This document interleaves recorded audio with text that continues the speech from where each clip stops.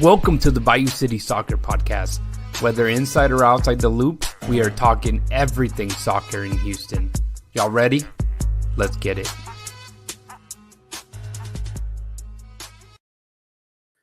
Houston, welcome to another episode of the Bayou City Soccer Podcast. My name is Rudy Segura. I'll be your host alongside our regular co-host, Cristian Putalias. Brother, how you been?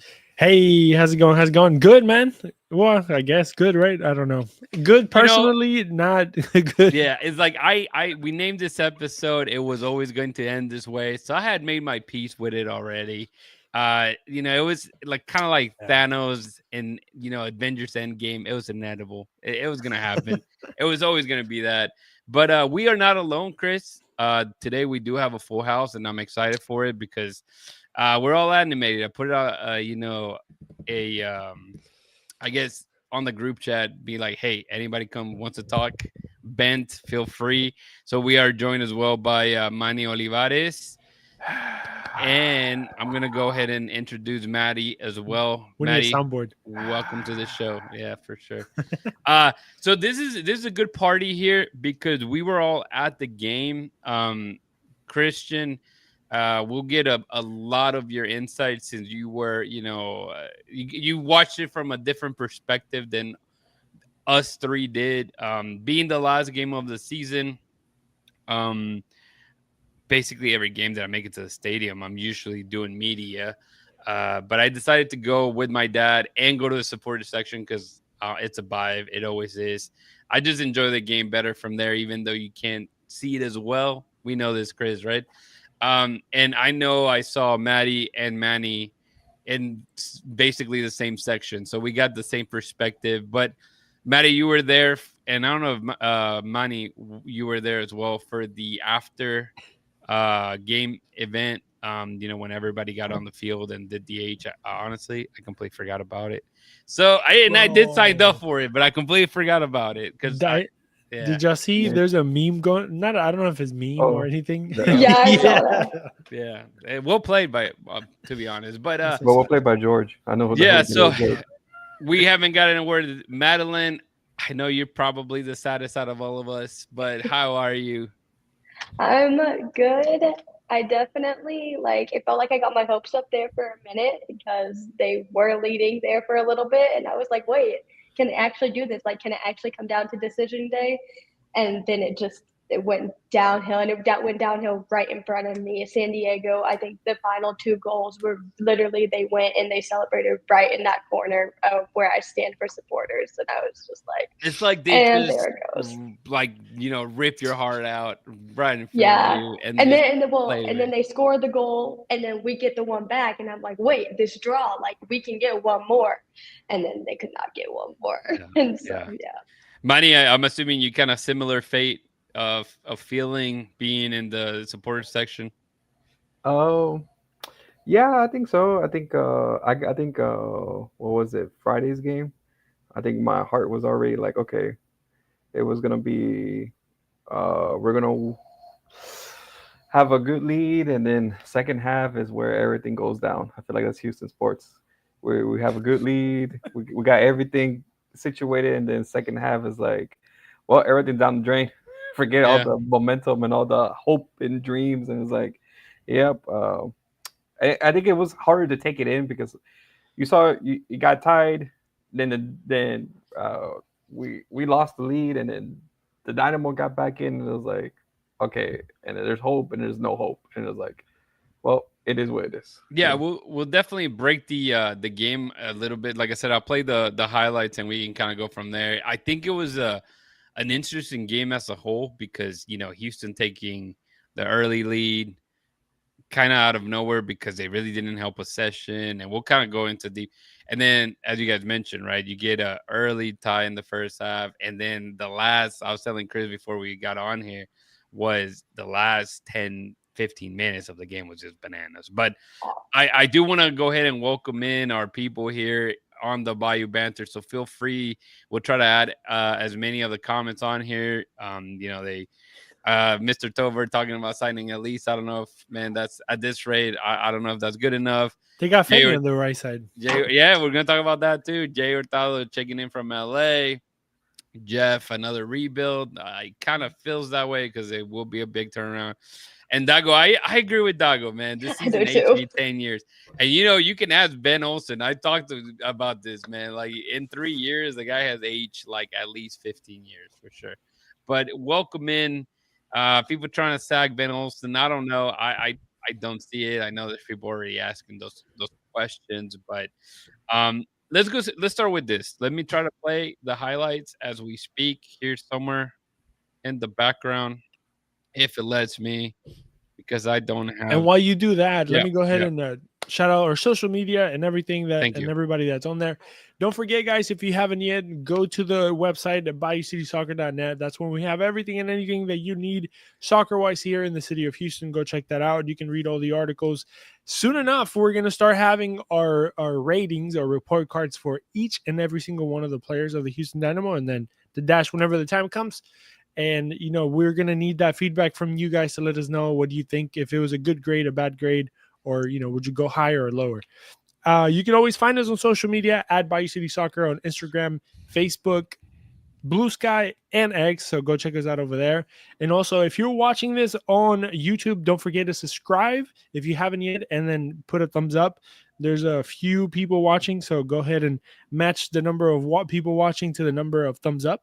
That would be awesome. And also, if you are listening this to the day after, don't forget that we do a live show every Monday. We have Orange and Blueprints on Wednesdays, and then Movimiento Naranja on Thursdays that you can watch live, or you can just listen to this whenever it comes out on the podcast. And also, don't forget, if you haven't yet, to rate there if you can, and leave us a good review if you don't mind. Yeah, that's it. Absolutely. Movimiento Naranja should be back from hiatus this week. David had his family in from Argentina, so I didn't want to make him work extra time. Ooh. And I keep getting invited to his house on Thursdays, and I'm like, bro, don't you know we record on Thursdays? But it is what it is. We'll give him a free pass for this month. I have the highlights I'll play in for you guys. I know that last week we didn't. Obviously, we knew that Sviatchenko was, going to be suspended because of the red card, but news that didn't hit when we last recorded was the injury to McGlynn, right? So that was a big one. I don't know if you guys, felt this way, that as soon as those news came in, you're like, there goes the season. Like, for sure, like, that's, seal it. Just because at this rate in the season, he was finally kind of starting to be the McGlynn that we were hoping for him to be. And apparently he got injured towards the end of that last match. And he was out. Minor injury, apparently. He did need a surgery. It wasn't necessarily specified what kind of injury he sustained, but he's gone for the last 2 weeks. Ben mentioned that it was like a routine, whatever that means, foot injury or foot operation. So it shouldn't be something crazy or difficult, or for him to come, waste a lot of time to come back. But at least it was done at the end where that, nothing was going to happen, and it wasn't during the season where you needed him the most or important games. I guess you could say this last game was important, but, what were the odds that they were going to win the last 2 games and make it to the playoffs? Yeah, you have to win out and make it in. But here, I'll go ahead and play the highlights, and we'll go from there. Feel free to speak over it as it goes. I know that you guys can hear this. I don't think you can, right? Nope. Okay, good. Nope. So I'm the one hearing it. All right. So game starts 15 minutes in. Houston gets a good push up the field, and Felipe, who played very well those first 15 minutes. He had a great first half. Very good first half. Well, yeah, good first half. Yeah, that's about it. So puts in a goal that I think nobody really expected. I mean, possession for the Dynamo, you can see it right there, 34% to 66. That was basically the entire game that we saw that possession, something that we're not used to seeing. And Ben Olsen's system, regarded it as Benny ball, a lot of possession, not a lot of opportunities in the front of goal. But San Diego just kept pushing. Lozano didn't do a lot. I think that was one of his only actual shots. He was giving the ball quite a bit on the out wide, Dorsey, I wouldn't say had him in his pocket. I just think that Lozano definitely struggled. He had a couple shots from his left foot that didn't go anywhere. Antonio Carlos, I could say Antonio Carlos kind of had him in his pocket. I feel like I mean, they knew obviously that Chucky Lozano was going to be the game creator or at least the most offensive player for them, and they shut him down pretty well. So, and this here was already in the second half, early in the second half. Very good transition. Again, Dynamo did not hold the ball a long time. Yeah. You know, even with that, it kind of like a bad touch initially by Linger, he was able to open up the field, and I don't know who saved it. I think it was a defender, right? He gets a touch on it, they get a corner. But here's where Felipe starts not having a fantastic night. A very lazy foul here, which to me, he sold it. I mean, it was such a weird. They took forever to see it. Even from this replays, you don't see it. Like it took me like 4 or 5 replays to see it. That it looked like he grabbed him a bit. I know Dustin. We love our friend Dustin or Hefe Dustin, but he was just like, "Oh man, that's a red card. Dude, how's that a red card?" There's like 3 people in front of him. But it happened right in front of me. I mean, like I'm right there by the net, and I was walking off to go do something, and I was like, "Wait, what are they checking for?" Because it seemed like a normal play. Yeah, it looked like they straight up just collided. I mean, it was one of those that completely unintentional. Felipe is looking, both of the Dynamo defenders are looking at the ball as they're running. How, is not, and I don't know. That's where I have a lot of issues, Manny, with the letter of the law. It's. Yeah, I think it's like I think lateral law and everything, it's just like small technicalities, but it's like it's just the way how the play rolls out, and it's like you hate it, is like it's just a small nudge, but like lateral law, that's a foul, and no matter it's a big foul, small foul, it's a foul. Also, something that we pointed out on the broadcast was that San Diego had a lot of those fouls inside the box that were looking for penalties. I don't know how you guys felt it from where you guys were sitting, but we thought that the referee was very involved in a game that, we usually say soccer, like the best way for the referee to be good or is to not be involved as much in the game, right? Like stopping the game. And it just felt like very one-sided at points. That San Diego was getting everything called for them and the Dynamo kind of weren't. I don't know if maybe they were fouling less or whatever. Maybe it just felt like everything that San Diego kind of wanted or, like fell down and they asked for foul, he would be like, oh, foul. And it just kind of felt one-sided at one point in time. And when it got to the penalty. Sometimes I feel that that's the case whenever they're like a team is playing better. And as the game goes along, in the sense of San Diego was holding the ball, they were playing a lot of 1-2s. It was pretty soccer, and the ref just kept, having calls for them. Madelyn, sorry, I didn't mean to. No, you're good. But at one point they literally did an elbow to Ponce's face, and nothing was called. The play had to continue. Like I don't see how. And even before that penalty, there was a handball. Like you can see the guy. I think it was Dreyer. Picks up the ball, like hits it with his thigh or knee, and it hits him in the hand, and they just keep playing, and eventually that led to the goal, and it never was the thing that they went back and saw when it was very obvious from where we were sitting, because it was further away from you, Chris, but from the angle, him going full speed, I'm like, and I was telling some of the guys around me in the supporter section, I'm like, they're taking this long, it's just that they're gonna need Pickett as much as they can to see, oh, there's the foul. Like they're going to be that. And I mean, you guys saw it there on those same replays.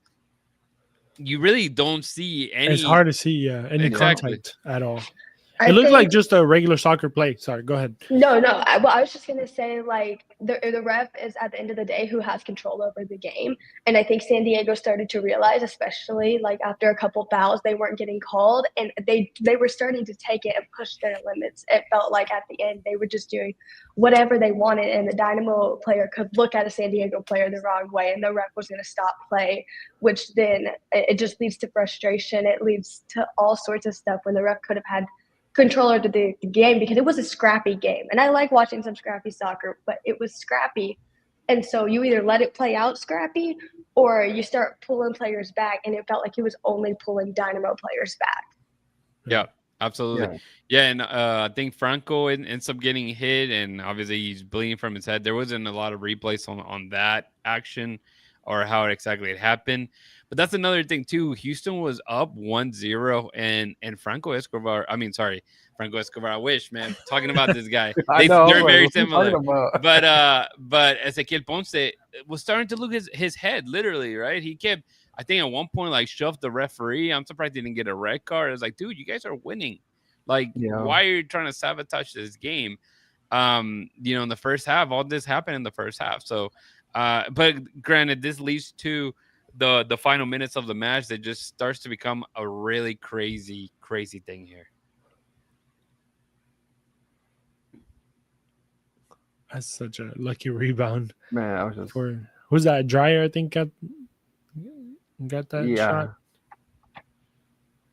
That's a good person. That's also one of the things that the Dynamo did really well. They pressured really well, especially in the first half. In the first half, they were getting a lot of turnovers, and obviously it led to that. Also, this video doesn't show a lot of the shots that were missed by okay, here's this one. What the heck was Bond doing here? Bro, when I saw that, I was like, that was a goal. I'm a big obviously I feel like Bond at this rate, he's a big fan of the show, and I don't like talking. I don't like talk shit, bro. No, but this right here, what are you doing, dude? Look at this. Yeah. You know how sad that is? You can see the smoke. You can still see the smoke. Yeah, they were celebrating. But what is Bond doing? Seriously, like, just look at this. Like, he out of nowhere. It's funny because just don't watch the entire play. Just look at Bond. Look at how he's gonna react. He just is like, run, because he already commits. I think he committed already. He didn't want to be the sweeper keeper, but he didn't notice that the defender was there, and then the defenders, to their credit, they actually closed out the play. I think what made the play more open is him being out the goal. Absolutely, and that's where the big mess up happens.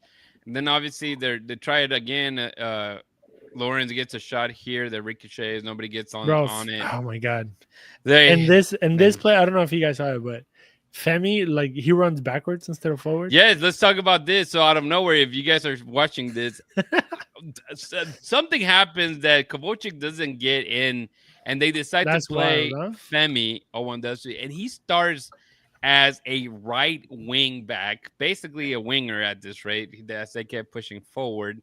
Such an odd mix, and people are gonna be like, "What was Ben doing?" I mean, I think it's something that just out of the season. The entire season has been so strange when it comes to it. But again, they added 12 minutes. Yeah. Sure enough, you're losing 3-2, make it worse. That's a good goal. Very good finish by Pellegrino here. To make it 4-2. By then, the stadium was already, like you mentioned, Chris, earlier, like the stadium was already kind of emptying and out. Yeah, and you can see the people walking. No. Look, by that time, everyone was in line for the scarves and going down the pitch. Yeah, people were. Yeah. That's true. I was in the line. Sorry. Yeah. So I was there. I didn't see the last goal. I was in the line. But I mean, it's this game was exactly what we expected. I mean, I know that the fandom is always going to be, very pro their team, which is understandable. I think you always want to see your team win, especially at home. But when we sat down and even did our predictions, I really felt that, unfortunately, San Diego was going to do what San Diego has been doing. Yes, have they not been on the best of form lately? But even them at their not the greatest form, they were going to beat the Dynamo, who are just suffering left and right.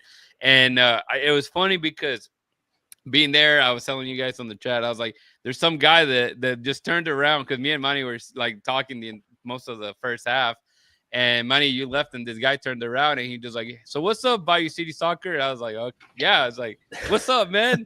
and he was like, "So what do you think, man? You think they'll win tonight?" And I tried to tell him, like, "Man, it aches, but no, they're gonna lose." And it was funny because in the prediction article that we do, I originally had 3-1, the Dynamo losing, and I was like, "Man, I don't want to be that bad. Like, I should put less." But we knew that when every time there's a game with San Diego, there's gonna be goals, and that at least you got right. At least it wasn't a completely one-sided match that the Dynamo didn't even get to do that on their final home game. Yeah. But just unfortunate that that's the result they were going down to. and it hurts. It definitely hurts as a fan. I mean, I went there again with my dad and trying to close out the season, hoping that the team would pull out a win, even if, as we spoke, the playoffs were very difficult, even if they went out. But dude, you kind of just have to have that pride and honor and try and finish it out. But understanding that you look at the squad and what the hell kind of squad this is, you just hope, the season to end and start all over, as someone mentioned earlier, right? A big exodus is going to happen once more. And we'll see. I think, from Christian, I know you didn't get to, well, talk about your experience from the game and where you saw it from, and kind of your perspective on it. Yeah, so I was I invited myself into the into the radio broadcast, the Spanish radio broadcast with Cesar and Daniel. I was just gonna be there and chilling with them and let them do their job. And of course, Cesar, he's always amazing and great to us. So he just threw me a pair of headphones. He was like, "Here, you're gonna talk." I was like, "All right, bet." So we were, obviously Daniel and him do the most of the show, and then I would just throw like little, 2 cents here and there. It honestly, it is a great view, but it's also kind of shitty because it's not. It's kind of like right next to the press box, and then it's it is what it is. I wish those guys that are in charge of at least calling the games had to have a better view, but it is what it is. But no, I mean it was an interesting game. First half, I thought it was really good, competitive at least. Even though San Diego. It's crazy how whenever you have time to like watch a game, like whenever we go and we're sitting in the press box is very like one-sided, so it's kind of hard to see the game a little bit from that position. But the radio booths, they're a little bit closer to the middle, so you saw the tactically how they played. But San Diego basically played a really high line. They played at half, like at the half line. That's where they had their back four. So every time they get the ball, like they just push forward. Even when they didn't have it, they hold the line pretty well, and it just kind of made the Dynamo not so like be able to hold the ball as much. I guess also because obviously the whole San Diego team was in the Dynamo's half, so obviously they had to play quick and obviously try to find an alley over a long ball, which they tried to do a couple of times. Like we said, Andrade had a good few chances to get forward, but they didn't, amount to nothing. Yeah. And then just the second half, I think it was a little. San Diego, believe it or not, got even better in the second half, taking out Chucky Lozano and just getting some guys that could actually move the ball a little bit better, like Luca de la Torre and a couple of other guys that came in the second half. So San Diego was really good in the first half, even though that the Dynamo kind of gave them a fight. And then in the second half, it was kind of them shutting the game down and basically showing why they looked much better again once Lozano came out. I think it opened up the game for them because they were just kept looking for him, and when he was on the field, as the teams tend to do when it's like your big DP, your big name player. Hence, here Hector Herrera was that for a long time. It's like, where's Hector? But finishing off, obviously, you didn't make it to the press conference for Ben Olsen, if I'm not mistaken. If you guys haven't, I would say go listen. I know we get a lot of inquiries all the time about like the team is not transparent. I feel that if you're gonna get somebody that's very transparent, I think it's Ben. Ben usually says it how it is, and sometimes he'll answer his questions before they even get asked. So that's one thing. But then the other one that was there was Arthur, right? The captain. I know Madelyn, that's your captain forever. I mean, he's and Christian, I want to get that perspective as well. And Arthur and Madelyn, I know maybe you got to see them after the game as well. But with Arthur, we have here in this show, we've questioned so many times about his leadership style and understanding that not everybody is this vocal, center of attention type of captain, because that's not who Arthur is. But specifically this, presser after the game, you could just feel it, that he was just a passionate guy, obviously angry, sad that all this, happens in the sense of like them not making the postseason 3 straight years. And I mean, it got to the point that he got very emotional, didn't he, Chris? As he leaves. Bye, Chris. Bye. Don't talk to us, Chris. All right, Madelyn.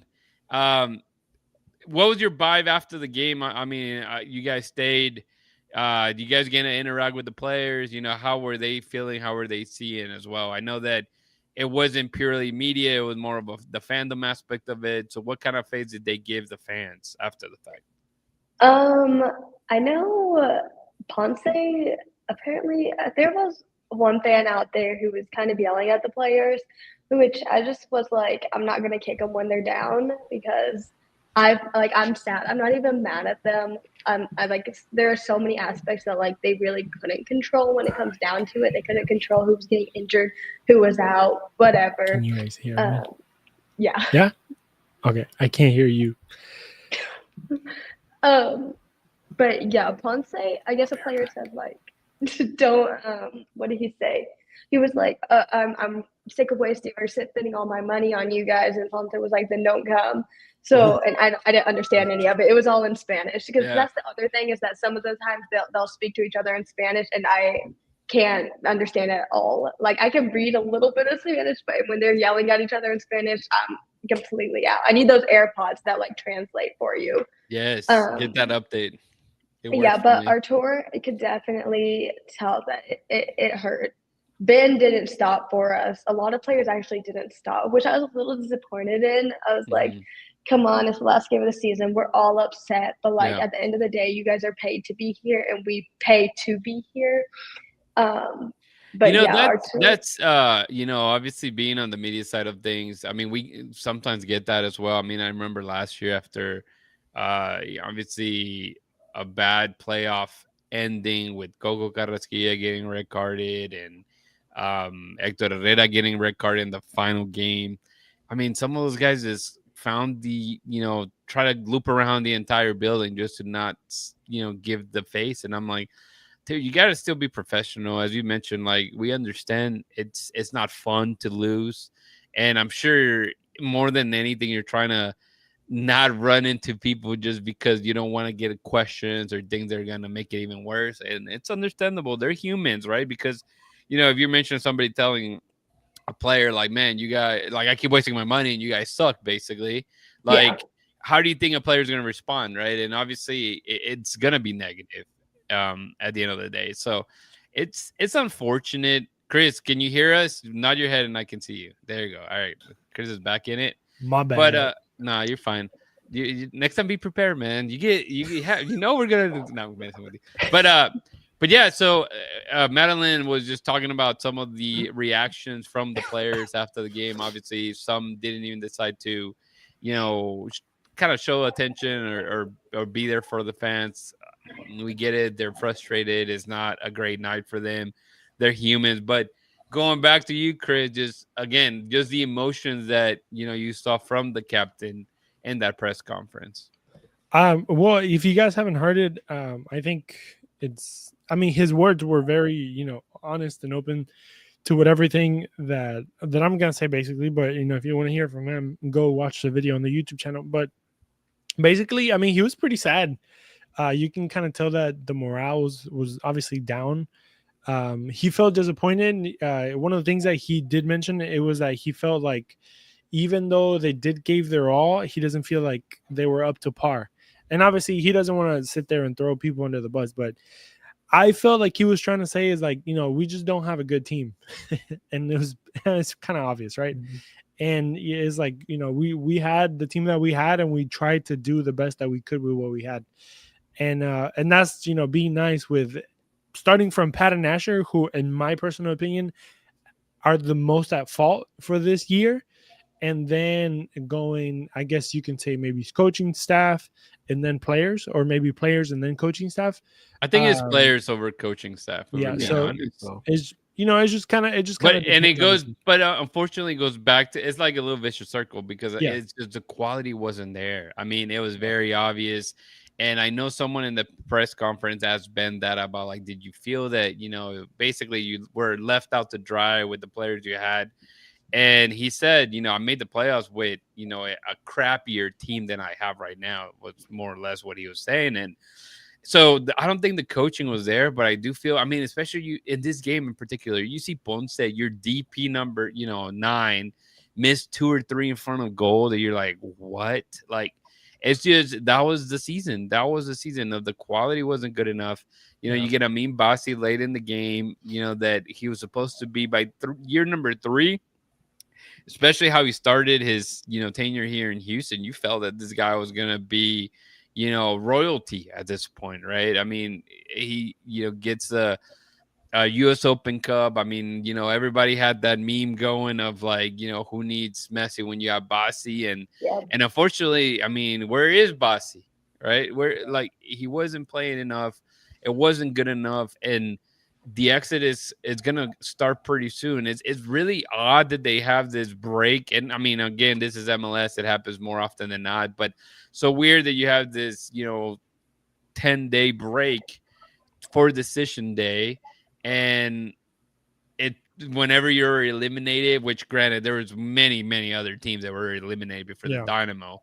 But you're not playing for much. And there is a lot of guys playing for a roster spot.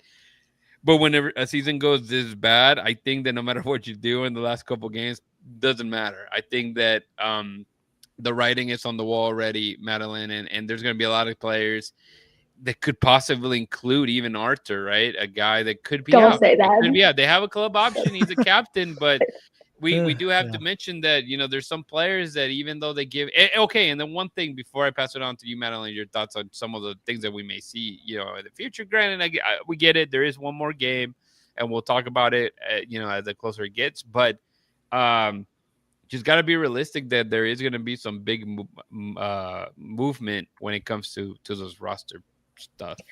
Yeah, definitely. I definitely think that one that I would like place money on leaving is going to be Pablo Ortiz. I don't think that loan continues. I think he goes back. That's really, it's really interesting because you have such those big players from 23 with Dorsey, with Bassi, with Kowalczyk, with Artur, all of those players. To see them leave would break my heart. Like, that's the team I did fall in love with, even though it was such a recent team. Like, that's the team I fell in love with, and so to see them leave, like, it'll be like, oh, it will hurt a little bit. But then, I mean, maybe that opens the door for new players to come in. But I do want to touch on you. I mean, you were talking about like Artur's playing style or captaining style. You guys have talked about it over and over again. But I feel like every time I'm on, I have pointed out Ponce and how bad he's been in goal. Even when people try and gaslight me and tell me he's great in front of goal, what we saw besides the, I mean, obviously, wait, he didn't even score a goal, did he? I thought that was Felipe. So yes, in front of goal, again, he continues to disappoint, which I'm like, you dropped Hector Herrera for not playing enough, and then you just signed this guy who is, I mean, $8 million, a record-breaking signing, and he continues to fumble in front of goal. Yeah. I do want to add, I saw Victor in here. Victor writes up, man, he has some very good questions this last match. Obviously, even with a game to go, the question that I liked the most as on this presser was that about basically being left dry, right? Like, it's like, was this team, was the quality good enough? And the answer is no. I mean, Ben is going to give you a very politically correct question. However, he didn't evade it by any means. He's not going to sit there and throw his general manager under the bus, but I mean, it is what it is. I mean, you lose 3 major players. You lose Coco Carrasquilla, who's the best player in CONCACAF, like, back-to-back years, basically. And you lose Hector Herrera, who's been there as well, played in World Cups. And Mikael, who's, man, Palmeiras has them on the bench, for what they've been struggling here in the Dynamo basically every single game. We joked around about the tenure whenever Paulo Nagamoro was here, and it was just the starting 11 was never it. And it was because of his doing. It wasn't injuries. It wasn't anything else. It was just, I'm going to keep making changes, basically. And in Ben's case, he's trying so hard to plug and play, but it's so unfortunate that you just keep seeing, Manny, that you keep seeing just injury after injury, special or suspension, injuries, whatever, especially in the defensive line that was so good for such a long time, under Ben Olsen. Yeah, I think it's just like, I think the first the first years is like, you see like the defense is like, that's something you can always count on. If it was now this year with Bond, even though we had like 4 goalkeepers at one point, but last year with Clark and then just with Mikau And he did. Just kidding. So with you He's guys really dropping back. things every I day, don't know. anyways. Anybody else wants to add to that? I'll add. I'll add about Arthur since I never spoke about him. Contrary to Madeline, unfortunately, I don't think he is the right fit for. I think he's a great player. Honestly, I think he's probably one of the best players whenever he has the right group of people around him. But unfortunately, I don't think his style as a captain. I think he grew into it for sure. But in the beginning, I think he just He didn't struggled. Have, he struggled didn't because have it. he didn't have to be the captain. You know, Yeah. he had a very good captain, very strong character in Hector Yeah, Herrera. And so, 100%. you know, when you're a wingman, it's Yeah. difficult to get And- get that responsibility. And I think that's something that he answered as well, kind of like of maturing into that Yeah. and learning and things that he didn't know about himself. I mean, yes, he's a veteran, but again, not everybody has that leadership style that And Yeah. yeah. And sometimes also, some I people don't. need. In my opinion, I don't think he was the first choice. I think he got to be the captain because Eric Zinchenko was the first Zinchenko choice. wasn't there. Yeah. Correct. In my opinion, I agree. maybe if Eric would have been here whenever he had to be here, I Yeah. think things would have been different. And obviously, if Eric would have been healthy, I think it would have been some games probably would have turned out a little bit different, not only because of Oh. the playing sense of it, but also for the captain sense of it. You know, whenever I was throwing this to Madeline, I was like, "Oh yeah," and I didn't even say what I was going to say. I was going to say while the quality wasn't good, one thing that is definitely of note is the hustle of the team was always there, right? Mhm. But it doesn't Yeah. matter how much you hustle, doesn't matter how much you give. If you're not good enough, you're not The good enough. quality, yeah. You Yeah. know, the theory is brilliant, as they say, right? I mean, if you're not good, you're not good. It doesn't matter. You're not going to be able to beat a better player, a better team, if the quality definitely lacks. And also not to push back, because I personally I think Ponce is a really good striker. Obviously, he did struggle, but I mean, 10 goals, 1 assist is not terrible for a team that is terrible.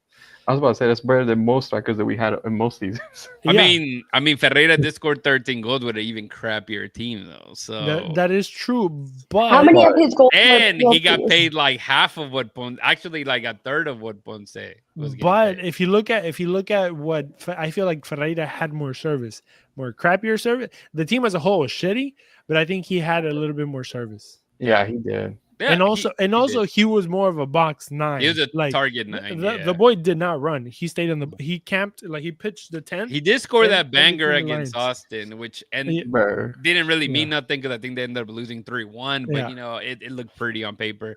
And the thing that I guess that goes, or at least that I think the thing that we appreciate about Ponce is the effort defensively. Obviously, the forward, it's supposed to be the scoring guy. You don't want your best attacker to be. You got to I give don't- the floor back to Madeline. Okay, You go said- ahead. they're saying that you Yeah. cut her off, man. No, you did. I was just How's gonna say, did you guys see that Copa de Texas, the curse? Apparently, 80% of the time that a team wins it, they don't make playoffs. They got to give it back to Austin. Just let Austin win every game, man. Who cares? I know you said Austin and then ADHD. Which thought hey, that. let's kind of throw it out here. They did lose at home. I don't know about you guys, but I've never seen my hometown team lose the U.S. Open Cup final at home. We don't know. We don't know. Or what that away. looks like. Or away. I mean, but at Yeah, home man. is a little worse, right? I Yeah, mean, you yeah. saw my wife was like, "Where are you watching? Why is the stadium empty?" It's like, look, isn't it great? Nashville won, and they're celebrating an empty stadium. It's fantastic. You know what was interesting? Tate Schmidt was there, and he was like holding up 3 fingers and stuff. And I was like, I don't know that you haven't played. You made your debut for Nashville. You signed with them early in the season, and he made his debut in like September and played like 1 game and maybe subbed on 1. I really thought the Nashville game they were going to sub him on, and even with how bad Dynamo did that Nashville game, they didn't sub Tate on. So what are you doing posing with it? And he was like dancing and singing with it, and I was like, Tate, come on. No, it's no. funny. Let Lago, me bring it back to Ponce and the whole because this is something that I wanted to say with Chucky Lozano and Dreyer. I know everybody wants to know about. Look what you've done, Maddie. They're like, they want. Everybody wants I to can't know. even elaborate on it because I didn't understand it. It was one fan, and he was going at all the players, not just Ponce. I don't know what his back and forth was with Ponce, but his back and forth with Artur, he was basically like, I'm wasting my money to be here. And Artur was like, I know, like, I'm sorry, like, we're going to do better, like, all of this. So that's all I can say. I don't actually know anything else that happened. Wait, Chris, before you go into Ponce, Right, I'll let you go because there is obviously everybody wants to talk Ponce.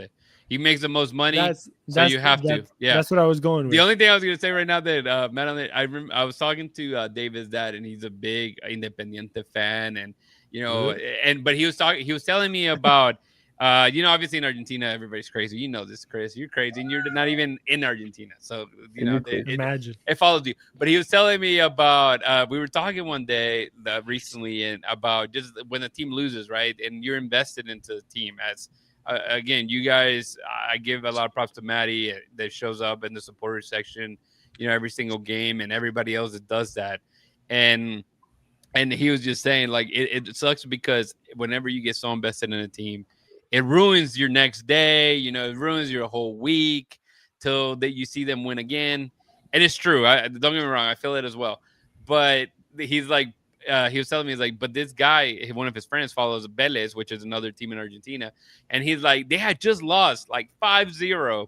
And he ran into them in the hotel and they're having a blast, having a party. It's like, he's like, that's the day that I realized they don't care. I'm not going to care. Right. And it was obviously completely the opposite here.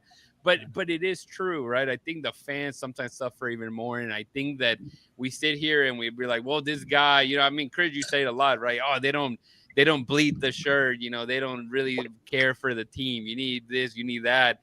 And at the end of the day, we're probably on that same boat, right? They just see it as a job, as a career, clock in, clock out, whether you want to win or not. I mean, they want to win, they're professionals, but a loss doesn't necessarily hurt them. And maybe that is why the big talk on having more Houston product, right? A lot of people are always going to throw that and having more pride. But anyways, go ahead and talk about Ponce and then throw it to Manny once you're done.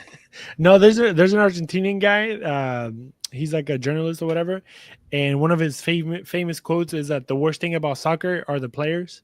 And like, I want to disagree, but then I feel like every year I kind of agree more and more. The worst thing about soccer are the players. I mean, like you said, clock in, clock out. Some of them, not most of them, but a lot of them are mercenaries. Like, they'll just go where the paycheck leads, especially in this modern time. Like, they don't play with honor. It's different. Obviously, I live in an era of the 90s, early 2000s where, it actually meant something to play with a team with colors. Now it's just, it's a job. It's more professionalized, whatever that means. And then they forget to actually play soccer, whatever. But that's a whole another conversation. But going back to Ponce and who is this? Fire at Will 05 said, Ponce needs a 10. If you look at every good team in the MLS, when you look at Nashville, when you look at even Austin, when you look at other like really good teams that play really good, they have two players. They always have a pair of guys, usually a number 9, number 10, that do all the thing.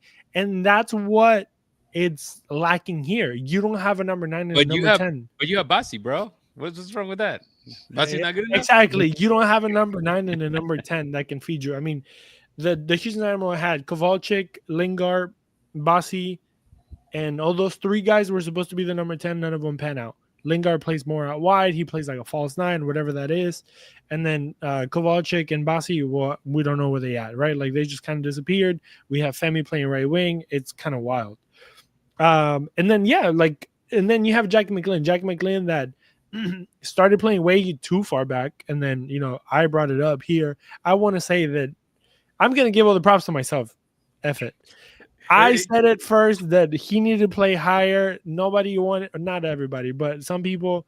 Look. I'll give you the props so that way, like, you don't say when it's like, you mentioned him and you mentioned about Femi, like, not being a guy. And we were like, let's give him some time. And time kept on, and we're like, bro, Chris is right. This guy blows. Like it's he's not ready for the big leagues at the end of the day. It's realistic. I mean, and we talked about this. It just sucks. When you're 25 years old and you're a rookie in a first division team, if you don't have it, again, the quality's not there, then it's not gonna get any better. It really what's that guy from Leicester City?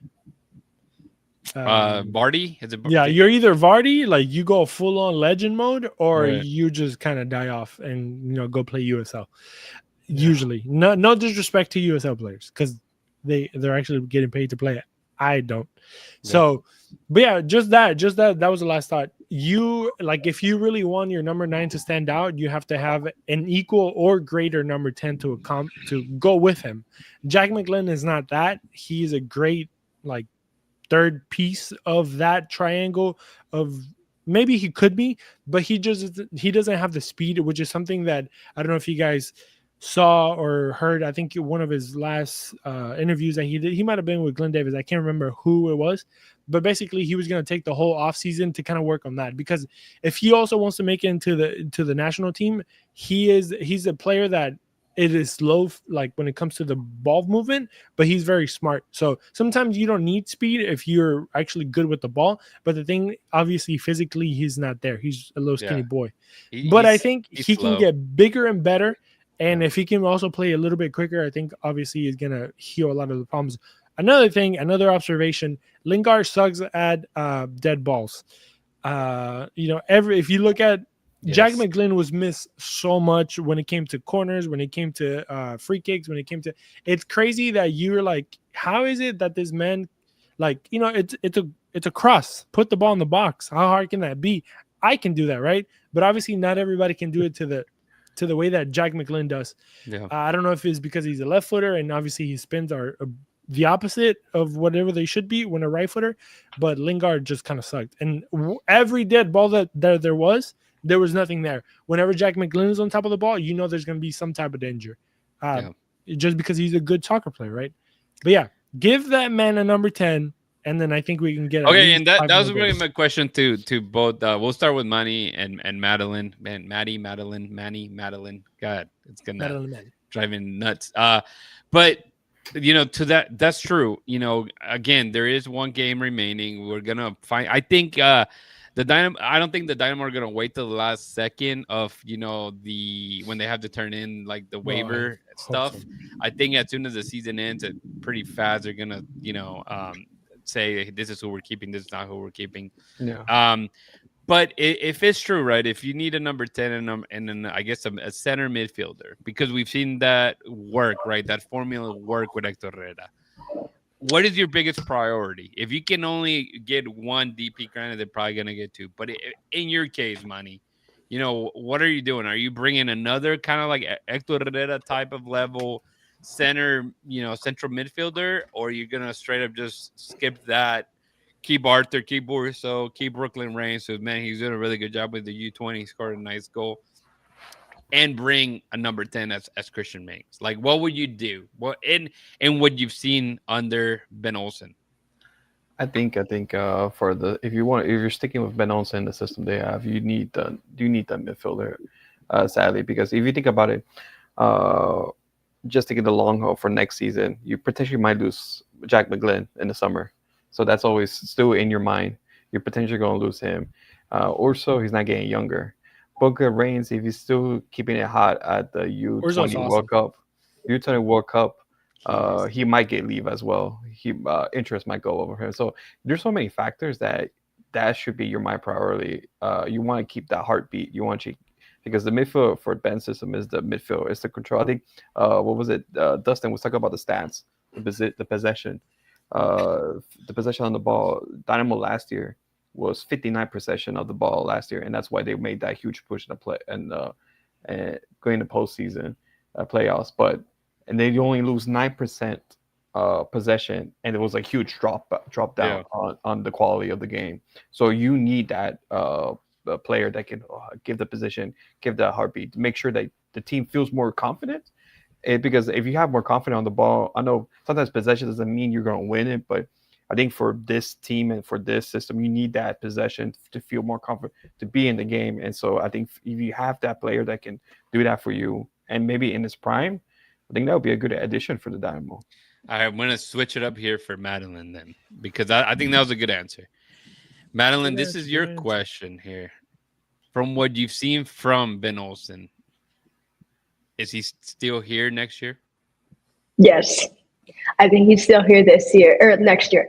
I have always said that I think, and fans are going to hate this because the second, even if the beginning of next season starts bad, they're going to immediately say SAG. But I have always said we have to give him until next season, until playoffs. And maybe that means if stuff goes to absolute shit, maybe that means not making playoffs 2 years in a row. Because again, all of those players' contracts are expiring. It's going to be another reset this season. Like he never, like if we're being so honest, he never really found his starting 11 throughout this whole season. So I think this season is just going to like maybe drag into next season, depending on what players they're able to pick up in the off season. But yeah, I think Ben stays until the end of next season. Next season, he doesn't make playoffs, then he's out. But I really do. Unless he like starts like the beginning of next season with like a 10-game losing streak, then maybe they'll pull the plug and say, Ben, you're out. But yeah. I think he needs time to regrow. I agree a lot with that, because now, apart from Ben, obviously now the hot seat is it's for Pat Onstad and Asher Mendelssohn on, exactly what needs to happen. I mean, everybody sees it, right? You don't have to have a PhD on, team sheets. I mean, you know where the deficiencies are.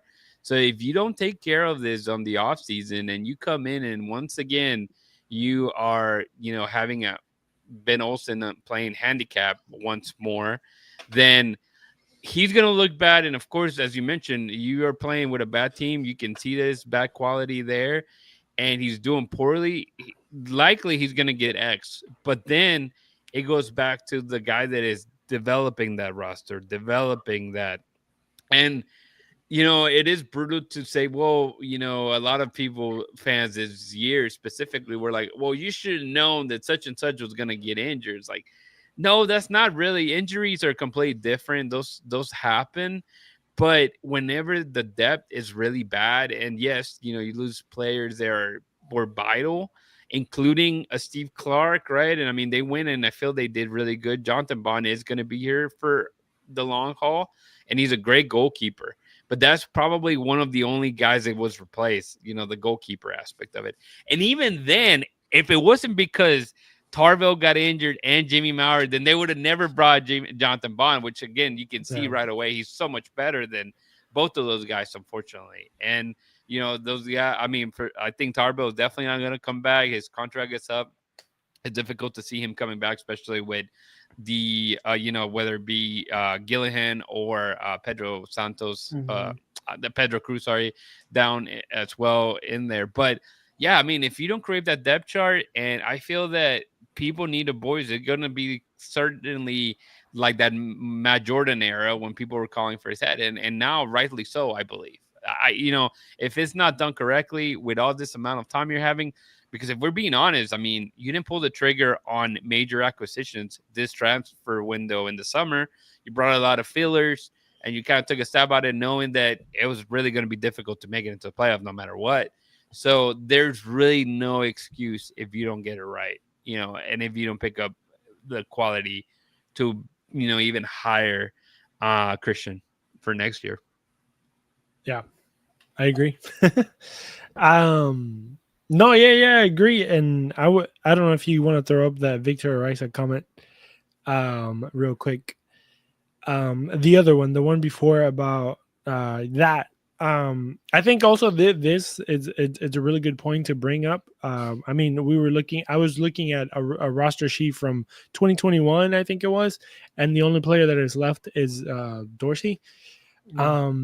But then also to kind of, not to push back on him, but and also to agree with him and in some sense. I mean, the club it's kind of weird, right? Like the Houston Dynamo, it's ran in a weird way. Sometimes it feels like they don't know what they're doing. But one thing I do feel that they're doing better. Like I know it's not there, and it fell 1 year, short, and it's like, man, really? I mean, it shouldn't have taken this big of a step down. Again, because it's not like they don't have DP spots. There's DP spots in there. It's not like they didn't have U22 spots. It's not like they don't have the money, coming in from Ted Siegel telling them like, yes, we have money to spend, and it's not that.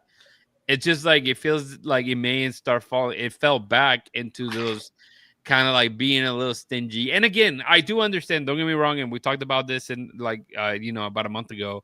About at the end of the day, if you are looking at all the stat sheets, and nowadays all these teams look at, if they really think that they're not going to make the playoffs, then it'd be kind of dumb to just spend, stupidly and kind of, set yourself back in the future, right? You giving big contracts to people you don't need. Can we talk about Sebastián Ferreira? I mean, a guy that needed to be buyout because that contract was just awful, right, in his favor. So I think and who brought him in, right? Shout out Roger. So it's one of those that you have to really be smart in what you're doing, and I think they were to an extent. I know it's gonna hurt a lot of people that, yes, it didn't bring a big name, they didn't bring like what the team really needed, that we all agree they needed, but I feel that, okay, you didn't do it this time, then you're starting fresh with all this new, players leaving, and this should be getting much, much better players. Now, everybody wants to keep Dorsey, and I keep saying, I don't know. I love Dorsey, but I think there's a point where some of the players, also, I mean, like that's any person, right? It gets to a point that you feel capped, and you need to move elsewhere, whether it be good or bad. And how long has he been here? He's been here since 2021. Yeah. So you wouldn't keep him? I mean, he has a club option, so yes, of course. A lot of people have a club option. Yeah, they'll keep him. I'll keep Dorsey, but I'm saying, no. Would you keep him? Not the club. Would you keep him? Will I keep him? With Rudy. From what we have right now, yes. Yeah. Yeah. That's not like my best, like, yes, of course. Yeah, that's not very convincing. Because I think what doesn't help is that Franco Escobar is in the same boat, and that's kind of like the same position. I wouldn't keep him. And I think he's out the door. Yeah, I think so too. But man, I don't know. It's hard. It's hard with Dorsey. But I was gonna say, it reminds me of a lot of Adam Lumpkins. You guys remember that guy? He thought he was really good, bro. He was like the best player for the Dynamo. Everybody loved him. Then he kind of like went. Then he went to Austin. Then he went. What happened to him? Trader. I think he's back over by. He went back to Sweden. He went to. He asked for a trade. I know this is before Maddie got into. Yeah, I don't know. It's understandable, though. He asked for a trade. Nobody wanted him. He goes to Austin, and the guy just completely disappeared. Yeah. And you can tell that he was just. I feel bad for him. A decent player on a really crappy Houston. He was like Dorsey before Dorsey was Dorsey. Yes. So he was a left back that he was beloved by everyone, but the thing is that the team was so bad that the guy was just like, bro, like I'm losing my life here. Like these people are holding me back. But then he left and he realized that he wasn't that good either. Okay. The team got better right after he left. Yeah. And you're like, damn, if he would have just stayed, it would have been so much better because I don't remember having a good. You didn't believe the process, man. Well, I mean, shit, I didn't believe it either. And he was in it. So, but I feel sad. But then when he went to Austin, you're like, nah. F that guy. Yeah, and they said that Austin was the only one that wanted him, or the only one could take him. Yeah, paying. Yeah. I think they paid like $500,000 or something like that for him. And Dorsey needs to step it up, though. I agree with that. Yeah, I feel like he got complacent to where he's not only for being a fan favorite, but to where he's at. I'm not saying that he doesn't put his heart out there when he plays.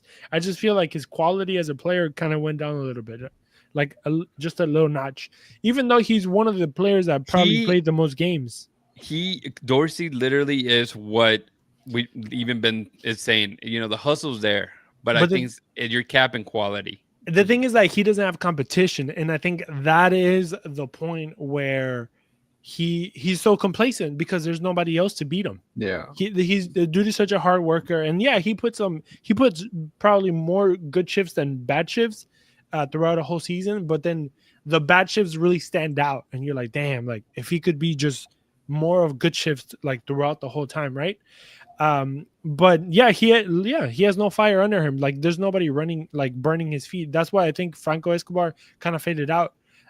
Because not only that, but he got moved to a position that wasn't his because he's a right back. He ended up playing left back because Dorsey beat him to it. So there's that. The one competition he had, he beat, and then over there, he just got the complacent. Escobar story is a little interesting because they said that he's been out for 2 months due to illness, and we knew that he got hurt. He did get hurt in when he last played because he made the bench after the fact. But it's like, what? Come on, yeah, come on. And the thing is that I forgot what I was going to say. Oh, that Escobar would have been so good as a center back. It is so dumb that he only played the one game he played center back. He killed it, and then it's funny because I think Cesar brought it up. So he was like, I don't know why they didn't play Escobar a center back. And I was like, bro, we literally had the same conversation whenever everything was going to shit. With Daniel Steres as well. Like, dude, you could have started those two guys, but yeah. Well, Daniel Steres is for sure out the door. Yeah. I mean, they only had him for a year. Unfortunately, he just was mostly injured than not injured. But yeah, I mean, going back to your point, this year, like this offseason, they need to get, metal or pedal to the metal. Love it. That's fun. But yeah, man, I wish there's so many things that I have to be done. But but the pressure is on Pat and Asher. Pat and Asher, the pressure is you huge. guys are I think the people that ruined this team in 2025. Ben Olsen did what he could. Yes, he made mistakes, and yes, there's 5 coaches on the bench, and sometimes we had better opinions that they did as coaches that get paid $1 gazillion to make decisions. I know it's not easy. I know it's not hard. But okay, here, just to kind of round it all together as we look towards the end of this episode. And yes, he's a legend. Sorry, we again I think from a long time ago we felt that the Dynamo were going to make the playoffs. If we're being honest, right? And I think because of that, there's not a big disappointment today. After they didn't win in the first 10 games, yeah. Exactly. Like, I feel that disappointment has been carrying it from the very beginning of the season. Yes, Chris. No, I want to say this is going – I don't know if Joey's listening, but Joey doesn't listen to us anymore. He's out there. Joey, if you're out there in the world being a rock star and Dustin too, whatever, I'm going to throw him in here too. But they talked about how the first few games in the season were not important and it only matters at the end after the summer and this and that. I feel like if we would have won a couple of those games that kind of slipped out of our hands or because there were stupid mistakes, Montreal, it would have been completely different. And that's why I say every single game matters. I don't give a shit if, it's beginning of the season, we got to wait till the summer window. No, you got to win every single game. I know supporter shield is not a thing here. And obviously, whenever a supporter shield is like any other regular league in the entire world other than the MLS, that the MLS doesn't make sense at all sometimes. That you're like, why are we doing this? And why do we play this sport here? Because it makes no sense. But yeah, that obviously that's when it makes more sense to care about every single game because obviously every single game counts. Here is every single game counts to make it to the playoffs. But also those little tiny differences, whenever you get to the end, they wouldn't let you, like, we're doing math in the booth, like, like if we beat them and then if we're also like, ties with Colorado, it's like, bro, like we could have not have that big of a deal. You don't have to go that. You don't have to do calculus, Maddie. And that was terrible at math.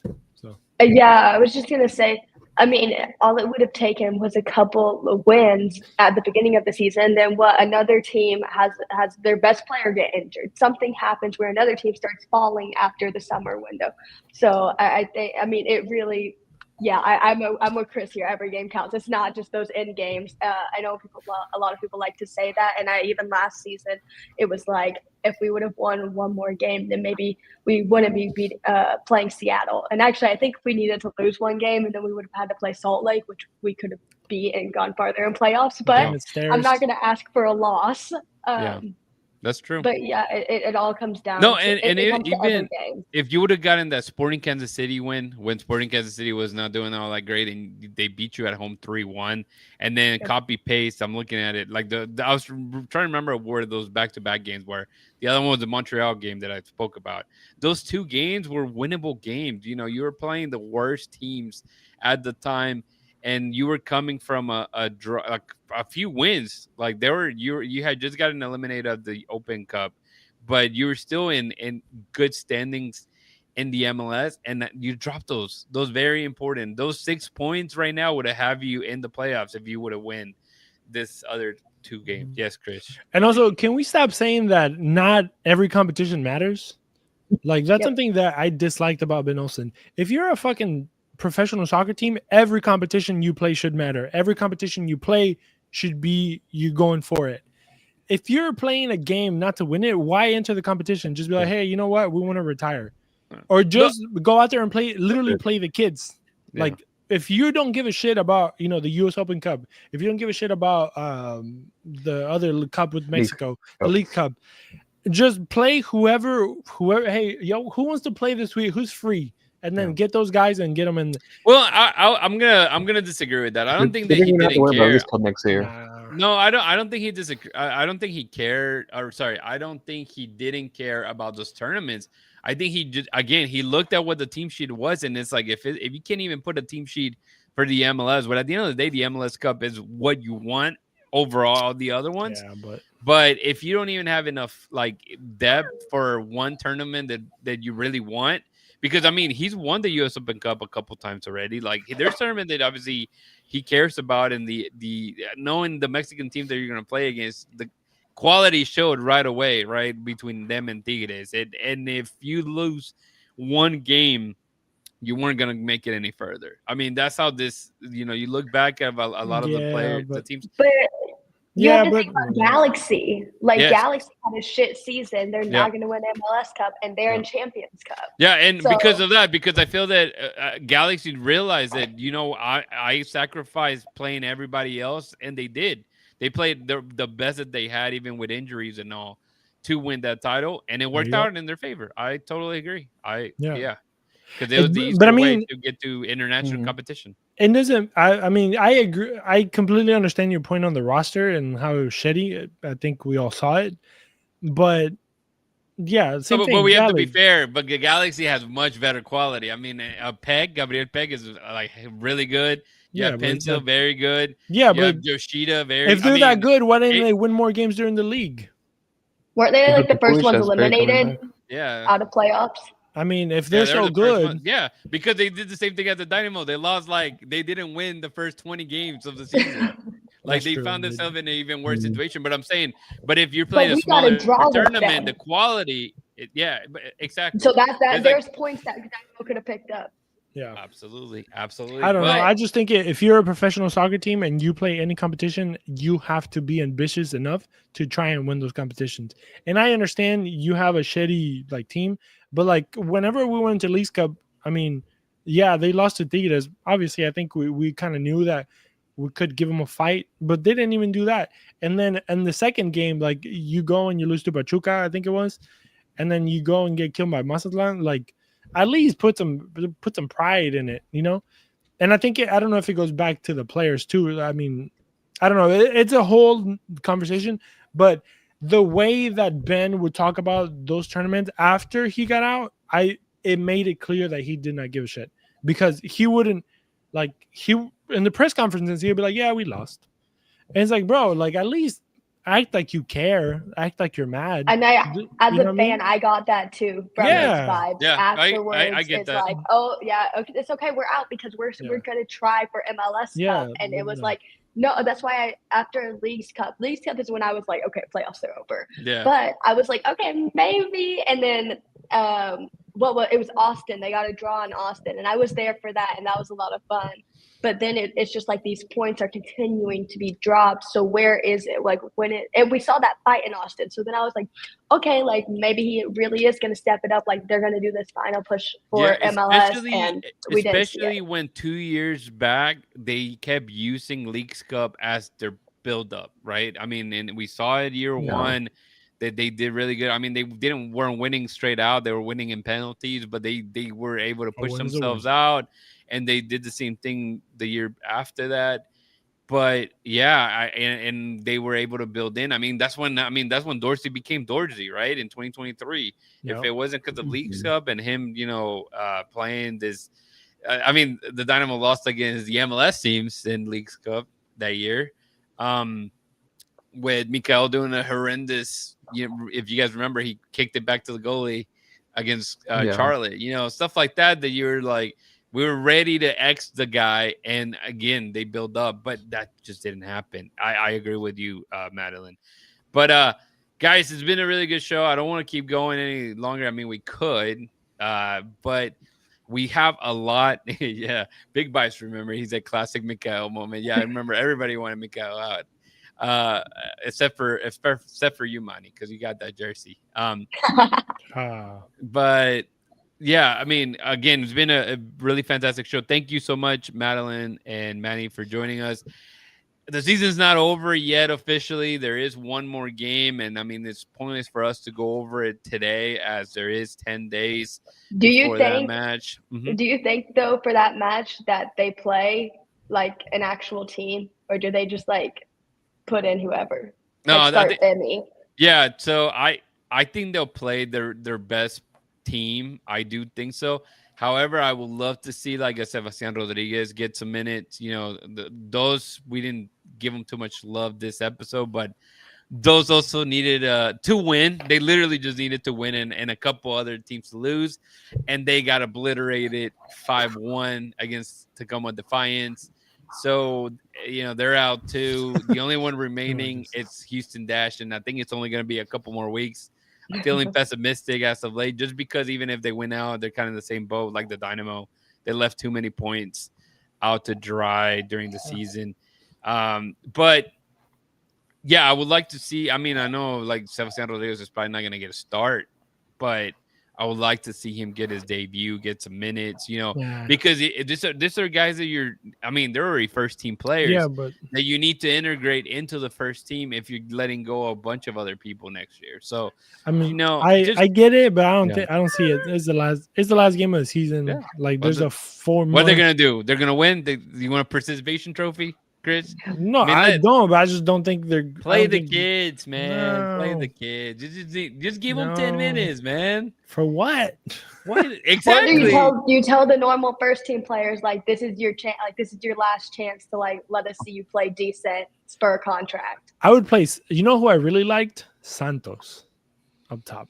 Yeah, I would play him from the start. There's no way they're keeping him. He makes like almost like $1 million. But he's good. If he's a good soccer player, pay.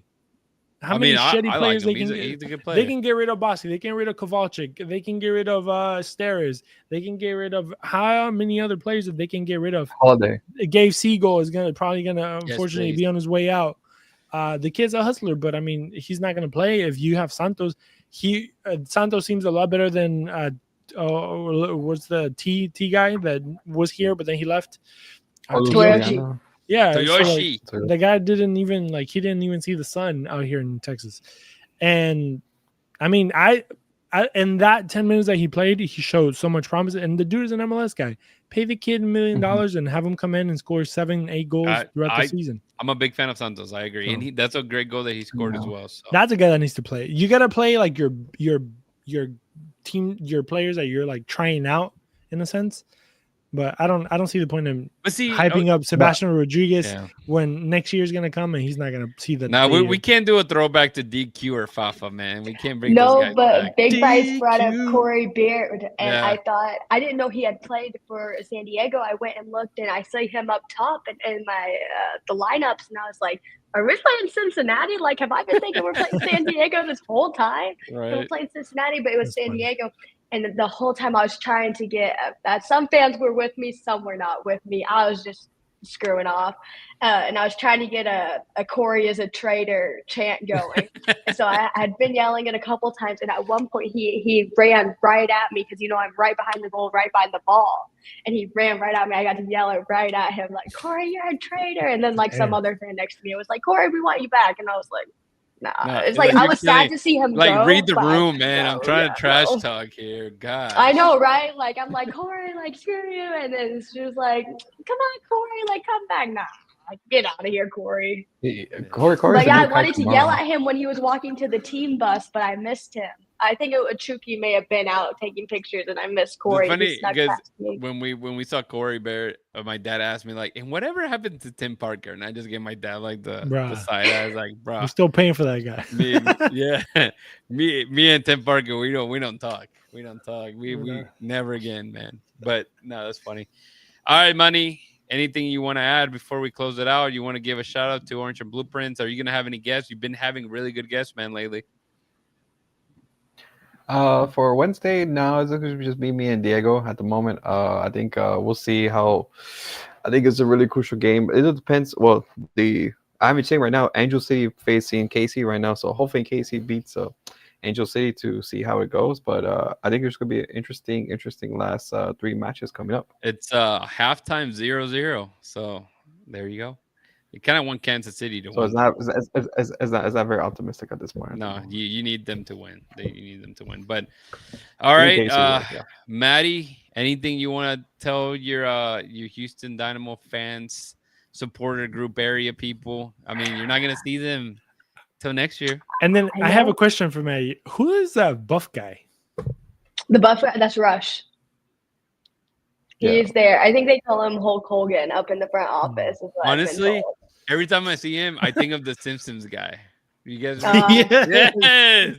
All right. Yes. I guess my fellow supporters just hang in there. Don't go negative if stuff starts bad or you see people leave. And Artur leaves, just send me a message, check in on me. I will be very sad. I told him, I was like, I'm not saying goodbye to you because I'm going to see you next season. And he was like, okay. And I was like, no, I'm going to see you next season. We're not saying goodbye because if we say goodbye, I'm going to get up. Like, that's like, I wasn't upset because I saw it coming until I talked to Artur. And then, like, I walked from his car and I was like, this can't be the last time I see Artur.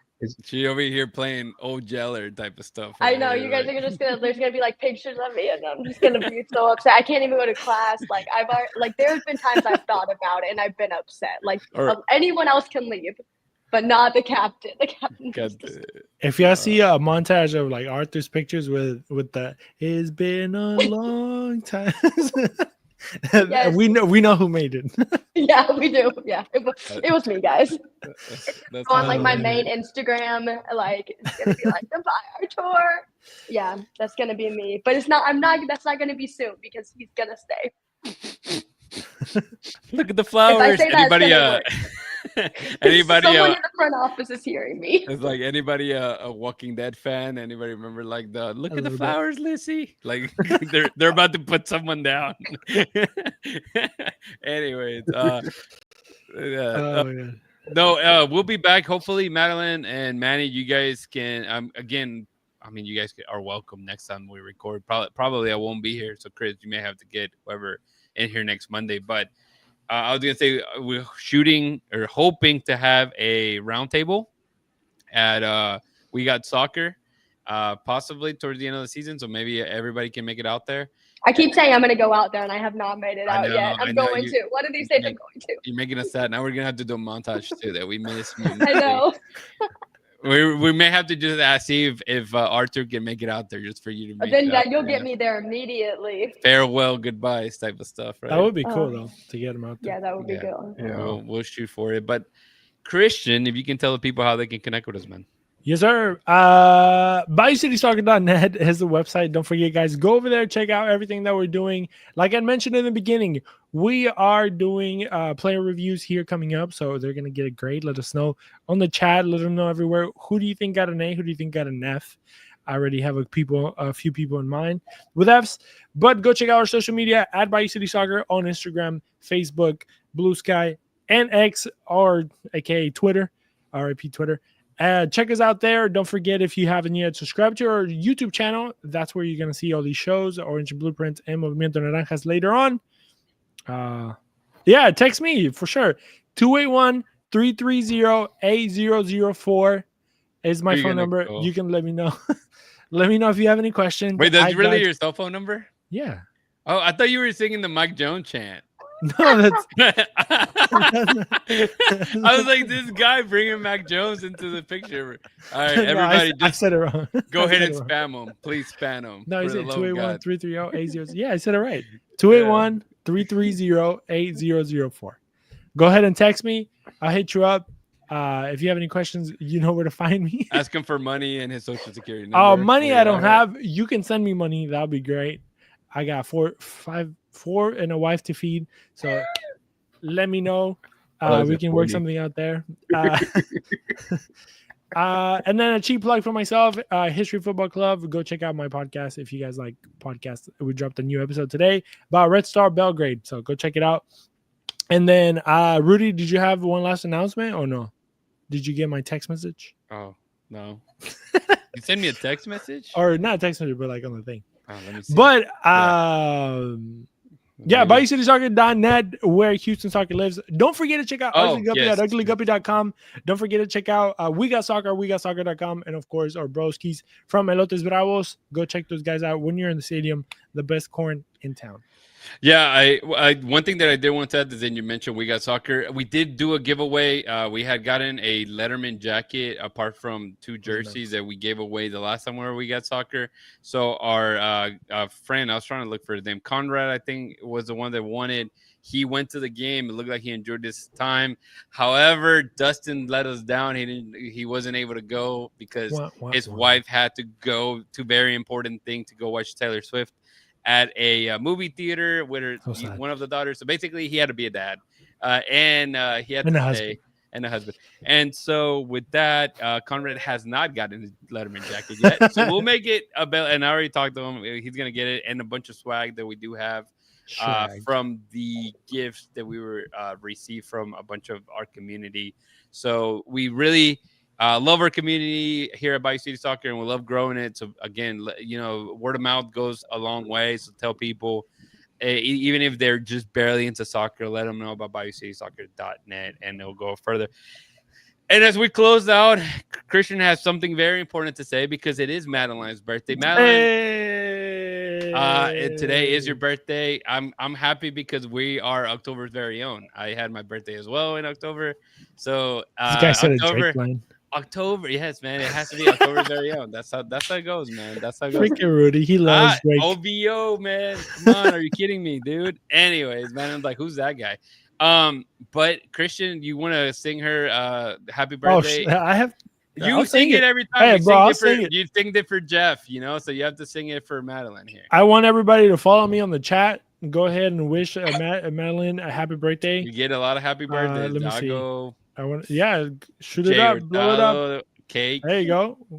Cake. We'll have a cake if we Big go. Bites wants you to do the HOU for them. Oh my god. Oh god, that's so terrible. But if we do our last thing, and Maddie, and can I call you Maddie? Is that okay? Sure. Yeah. But all right, because it's easier for me. If Maddie goes, we'll take a cake and then we'll feed everybody over there. Yes. So make sure you go. We'll have a birthday party. But I'll be there. If you Manny and Rudy can join me, let's get it. 3, yeah, we're going with the Argentinian one.